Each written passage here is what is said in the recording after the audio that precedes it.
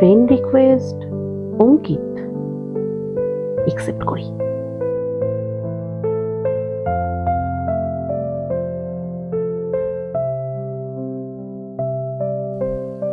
বাবা, একসেপ্ট করার সাথে সাথেই মেসেজ। হ্যালো, কেমন আছো? আমি ভালো আছি, তুমি? এতক্ষণ ছিলাম না, এখন আছি। কেন? মেসেজের রিপ্লাই দিচ্ছ বলে। আচ্ছা, এটা কি মেয়েদের ইমপ্রেস করার কৌশল? যেটা সত্যি সেটাই বললাম। বুঝলাম। তা কি করা হয়? আপাতত প্রাইভেটে চাকরি করছি।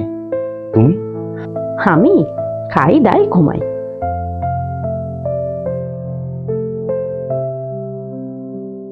আচ্ছা, এখন রাখি, ঘুমাবো। ওকে।